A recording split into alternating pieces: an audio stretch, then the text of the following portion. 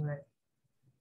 This podcast talk takes a glimpse into the lives of women that despite life's obstacles and challenges, they have knocked down the barriers and are succeeding in their chosen careers as well as in their life. This month, I'm focusing on women in higher education. I believe they are the backbone of society as well as the higher ed institutions that they are employed at. By default, they are surrogate mothers to their students, and they are to be celebrated. That being said, I have the pleasure of having Ms. Thesha Zeigler as my guest today. Hello, Ms. Zeigler. Hello, hello. I'm happy to be here. Thank you for the invitation. Ms. Thesha is an academic success coach in the Office of Diversity and Equity and Inclusion at Tulsa Community College. Working in this position allows her to be an advocate for students, to put together strategies for student success by developing action plans. She works with staff and faculty as a resource for improvement with the curriculum, life strategies, personal wellness, food insecurities, and communication skills. So welcome, welcome, welcome, Miss Thesha. Thank you. So how are we feeling today? How are you doing this evening? Well, actually, since the semester is coming to a close, I think I'm starting to get a little breath of fresh air, but maybe a week or two ago, frantic. It's a lot to get done and to, have a family, a lot of moving parts. But now we're coming to the end and I'm excited and starting to breathe a little easier. Good for you. So one thing I like to start with is, what is a hidden gem that you have that most people wouldn't know about you? What is that one thing? Oh, wow. Let's see. I would say the ability to have empathy and really care genuinely. Okay. I have that ability, and that makes folks really want to tell me their story. So that way, whatever the knowledge I have the opportunity to give them those seeds so they can grow. That's pretty much how I operate. Don't tell anybody. That's a big gem because a lot of people don't have that one. So I read your bio, but tell me your story about how you got into higher education. Oh, that's a good story. Okay, so I worked in the private sector for a little over 20 years, and I was working at UPS at the time. And I was so tired of layoffs, hot button issues. It was just exhausting. Couldn't sleep, trying to raise a family, didn't know if we were going to get laid off or whatever. So I saw this ad in the paper. Now I'm about to tell you, how old I am, maybe. It was a Sunday paper. And I saw this ad for administrative assistant too, which in higher ed is pretty much manager of the office. And I was like, well, let's see what happens because I'm getting tired of how this is operating. Might as well get into higher ed. So that was TRIO, Student Support Services. I started in 2005, so I've been there for 16 years. And I started to, instead of dealing with the numbers and the whole office, I began to make connections with the students and watching them grow, come in and just be like, I'm not sure what's going on, and then watch that whole journey until they graduate. And I thought, this fits me. And then I start to look at this more as a career instead of a job. So the more I grew, the more I got to know my students. I went back and got a master's degree in education. So now I'm on this side. Doesn't pay a lot, but I sleep well and I love what I do. And I don't have to worry about so much as the layoffs so much, because when we're changing careers, we go back to school, right? When we want to learn things, we go back to school. So it's always going back to school and learning. So it just causes me to grow more. So that's my story. That's how I got in it. I had no idea it was going to grab me the way it did. So that was your defining moment, was that it was a good fit. You saw what you were doing and it's like, yes. Yes, that's it. That's it. It's a good place to be. And that's where I really start with the learning when I'm working with students. Let's talk career, not job. You're right. You're right, because in my opinion, and let's get your take on it, there's a different mindset when depending on what word you use. Exactly.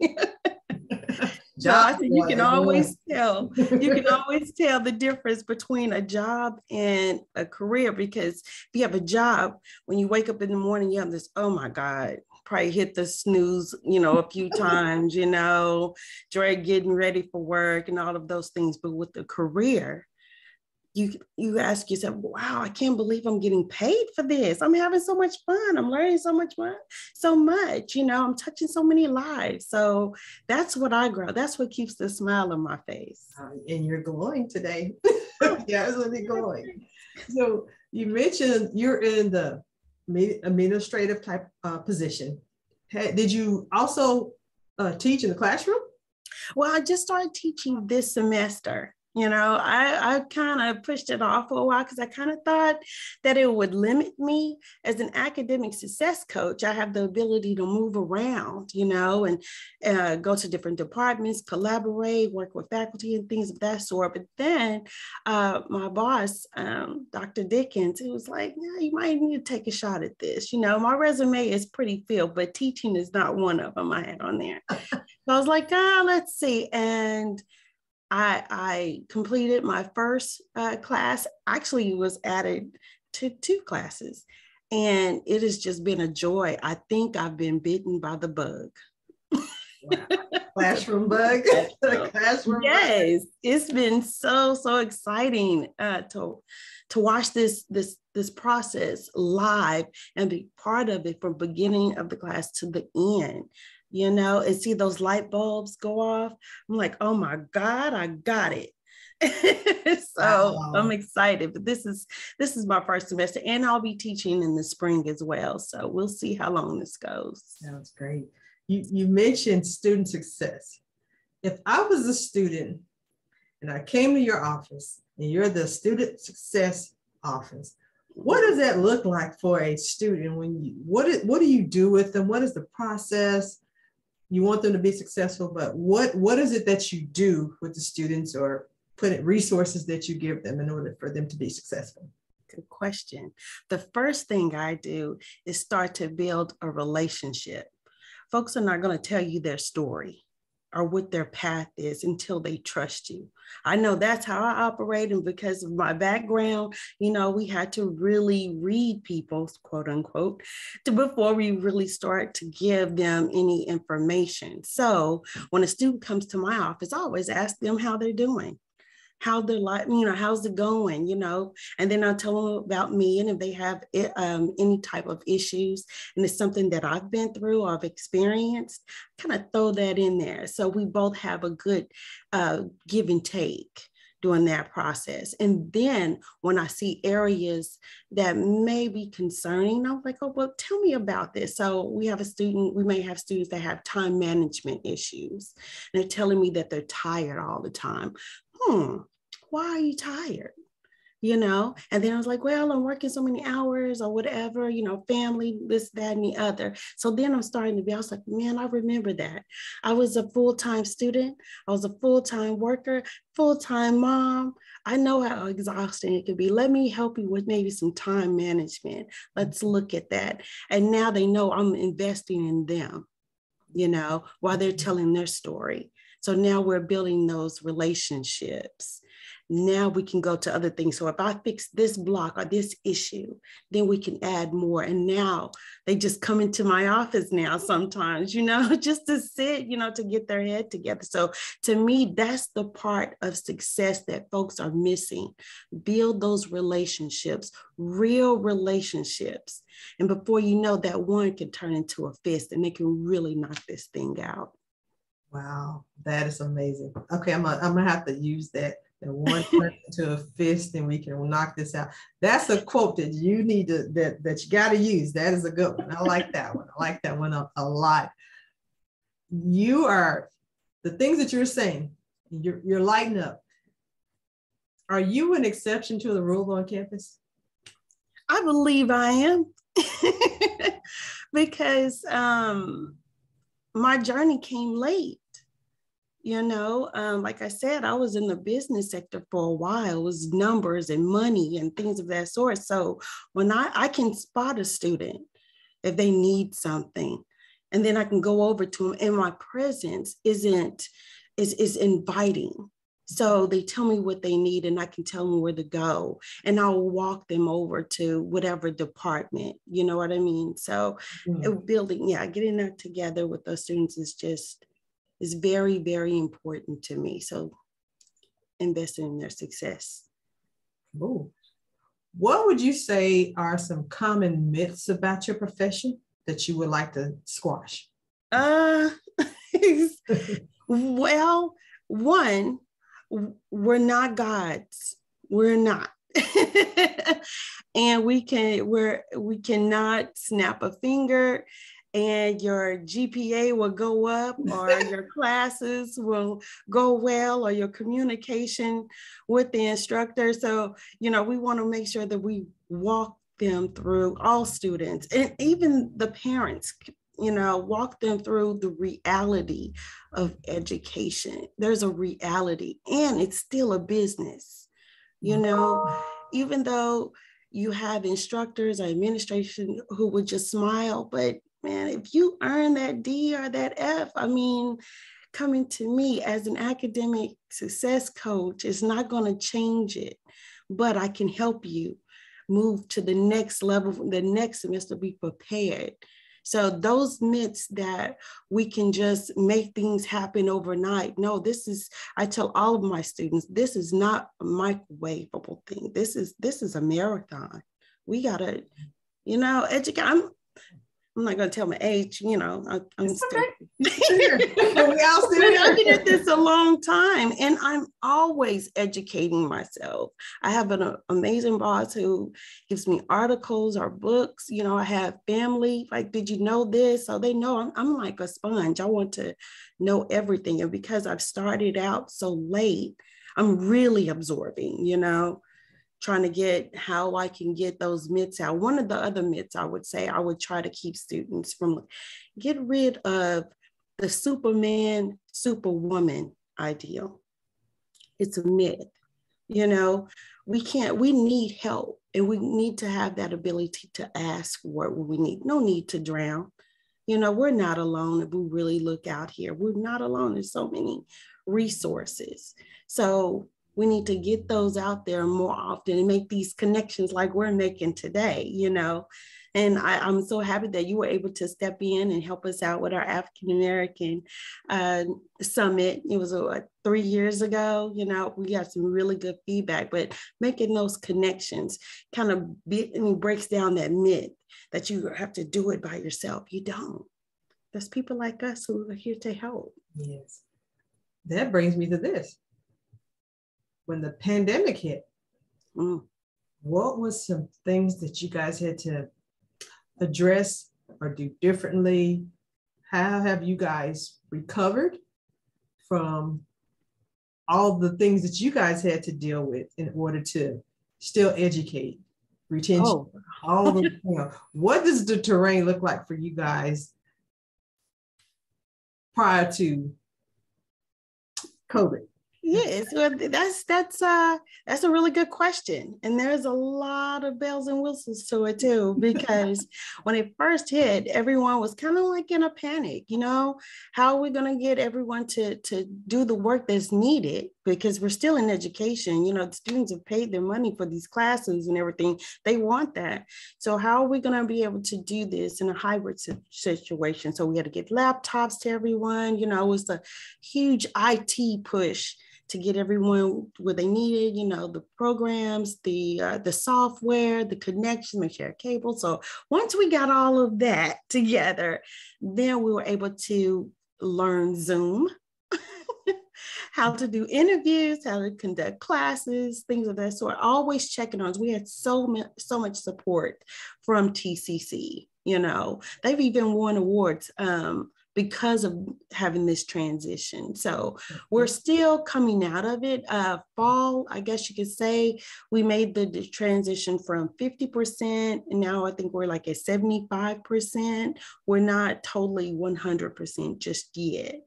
So students, are still still struggle in some areas too, because they're missing that connection. And so are we, but if they can venture out, or if they've been vaccinated and stuff like that, they can come in and see us. And we're trying slowly but surely to get things back to normal as possible. But it's been a really good educational journey, I should say. So if we ever see this again, we have the blueprint. Wow. The mental health aspect. What have you guys, or has TCC put in place in order to help the students maneuver this terrain? I have a college student, and for her, I know she had a tough time. Actually, both of them, they had kind of tough time. So I had two. You had a lot of students. How have you guys, or what has been put in place in order to help students? Well, we have a wellness center at TCC, which is really good, with licensed counselors. Each student who wants to visit there have 5 free sessions with the counselor, and of course the counselor has the ability to have other connections if they need medication, hospitalization, or whatever. So they do a deeper dive depending on the situation. Now, as an academic success coach, I can give those resources. I can help through the talk it through process, to see if it's how severe the situation is. And it has come to some real severe. I am the liaison to like the nursing program, allied health, communications, things of that sort. And those students are real intense because of that program. So I have a lot of students who contact me who are kind of breaking down and just need that extra push or that extra coach, like, you can do it. So that helps with the mental process.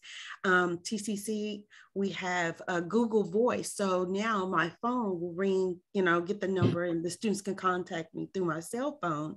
And sometimes they do call it special hours, let's just say.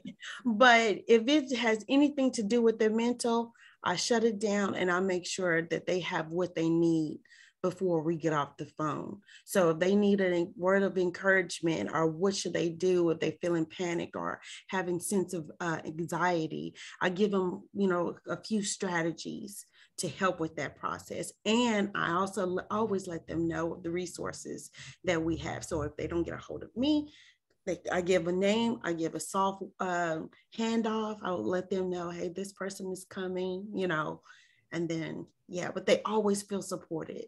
I love the fact that TCC allows us, especially in our department, to not only build relationships in TCC, but also in the community, and invite those community, people to come in and speak with our students or give us the tools we need to do better. Awesome. That has been a big thing for so many people, including affected plenty of people in my family. So totally get it, totally understand it. I want to kind of circle back to you've given me a lot of what you've done and the excitement that comes along with where you are in life right now. What is a failure? What is the biggest failure that you had in this terrain, or what you've learned from that?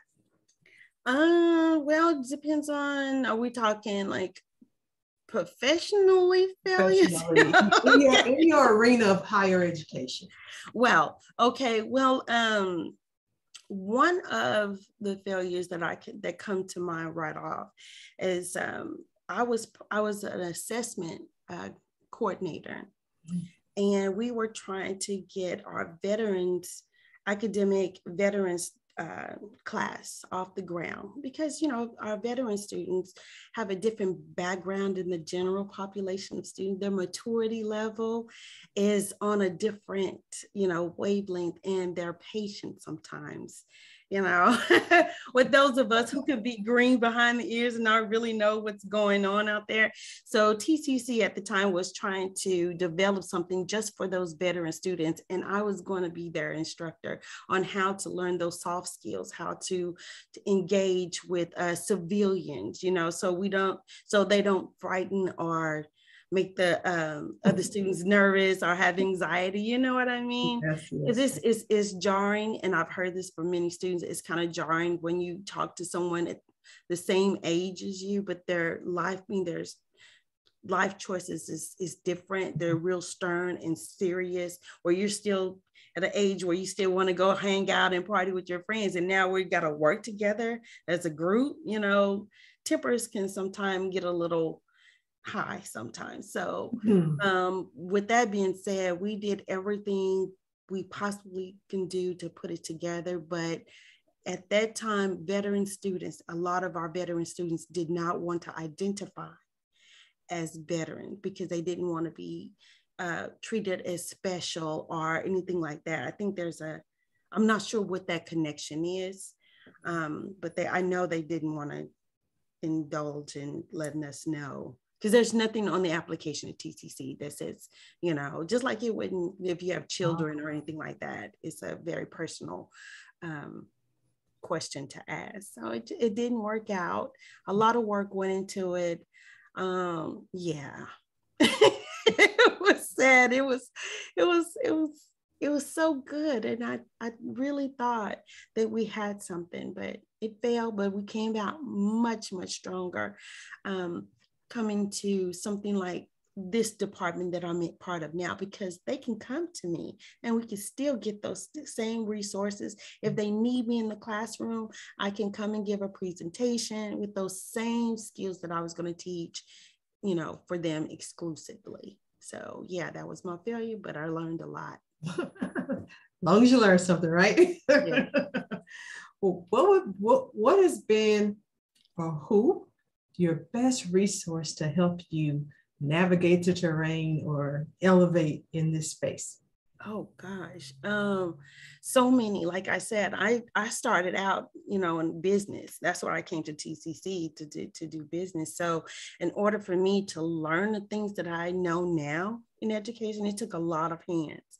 The first hand I would mention is Eunice Tarver. She's our Vice President of Equity and Student Success at Tulsa Community College. We met each other in trio. She was a counselor, and of course, I was an administrative assistant too.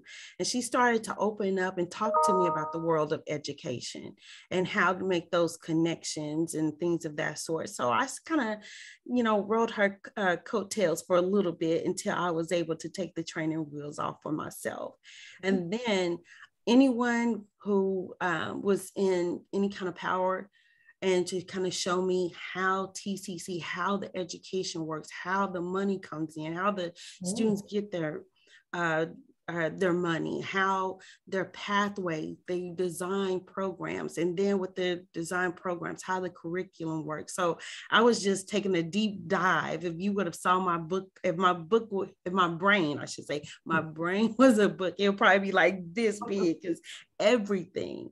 And then currently, and I know I keep saying about Dr. Dickens, my boss, but he is taking me to another level, which means more like the data, you know, how to take what I'm doing. Because the questions he's asked, I've never had to answer these questions before, not in an educational setting, you know, mine comes, like I said, in business, but he helps me think in data, and data helps bring money. See how it all connected, you know what I mean? And we need money to run this institution.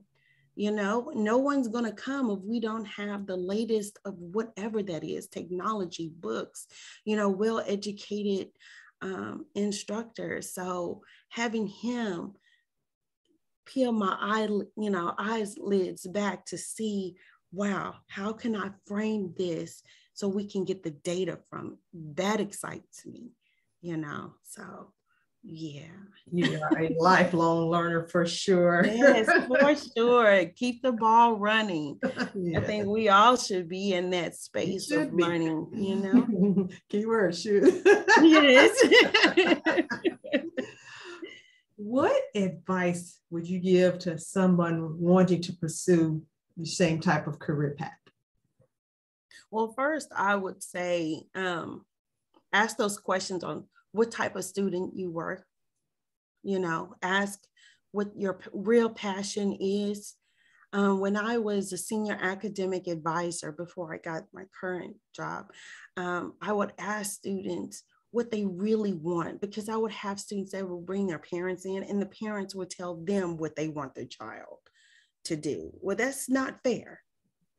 And I would show the student that you can make money from anything, any passion you may have, because whatever passion you have, you're going to take that deep dive to learn everything you can about it, you know, no matter what it is. So that's what I would want students to have, is just to really, really look at what you really want to do, and you can really make the money, and you can never be unhappy because it's you. And who's going to be mad at yourself? You know, only time we're mad at ourselves is when we don't do what our passions are. I can be at a job working getting a six-figure salary and just be totally unhappy. And everyone around me, they wouldn't want to be around me because I have a cloud.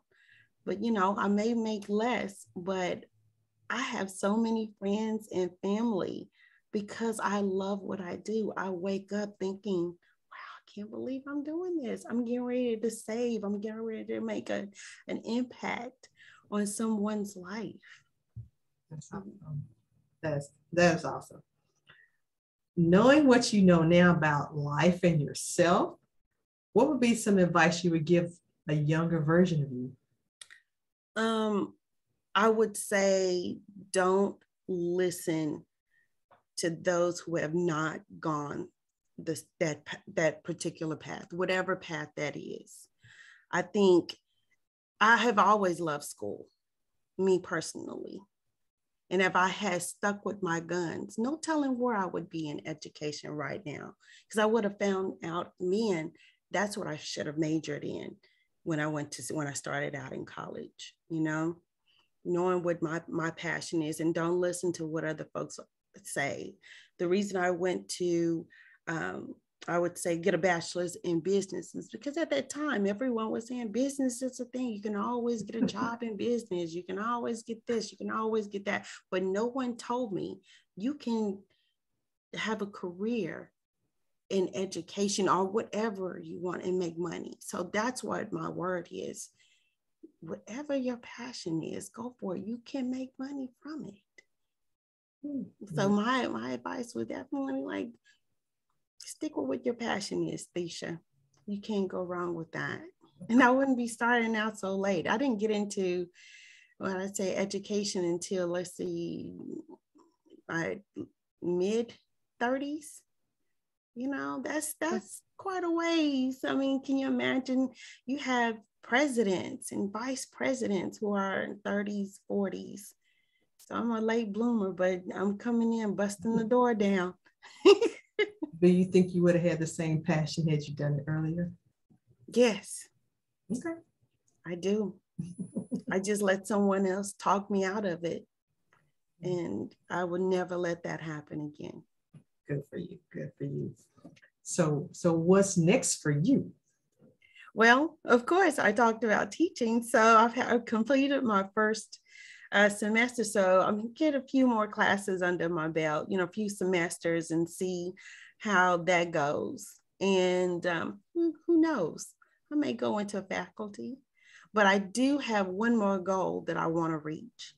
I want to get my doctorate in educational psychology. Oh. Because after having so many conversations with students and with us, you know, just with friends and family, there's a connection. I need to find out where the procrastination comes from.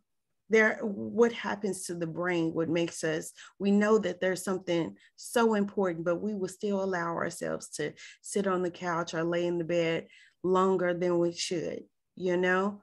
But we will find that out. And once I make that connection, I think I can bottle it and sell it. Make a, I'm sure you know. I'm sure you could. Yes. I'll be buying it. All right. Oh, what do you want your legacy to be? Well, one thing I do know about me, I never want to waste anyone's time. So my legacy will be any time I've spent with anyone, I hope I brought brightness and joy to their lives. I never want to be in a position where I leave the room or leave someone's presence and their shoulders are down because I wiped them out. So when people talk about me, when I leave this place, I want to say, you know, that Thesha, she was all right. We had so much fun. I learned a lot from her. She never kept anything from us that we needed. That's my legacy. Not money, but heart. Awesome. Awesome. Last question. My podcast and the things that I do is talking about living your life by design. What does living life by design mean to you? We're at this stage in my life. Oh, that's awesome. Because now I have an empty house. Both of my kids are out. It's just me. So now it's travel, like real travel. Once, you know, we get over the pandemic and things like that, we're just moving and going and saying yes to things that I had to say no to because I had so many responsibilities. Mm-hmm. So now that's me now, moving and going and learning and meeting and building just a whole nother me for this new chapter. Awesome. New chapter. Yeah, I'm finally there too. Wonderful, wonderful. It has been a joy having you on my podcast, Live Life by Design with Ms. Thesha Zeigler from Tulsa Community College. I thank you so much for your time and good luck to you and everything that you do on Tulsa TCC's campus and all the students and the lives that you touch. So I am so grateful that you spent some time with me this evening. So wonderful, wonderful job, Ms. Thesha. Yay. Thank you for having me. This was so much fun. I didn't know what to expect, but this is this conversation. I love that. And I'm so very proud of them. We have to have more of them. So just stay on here just a second. Appreciate a pause on this. All right.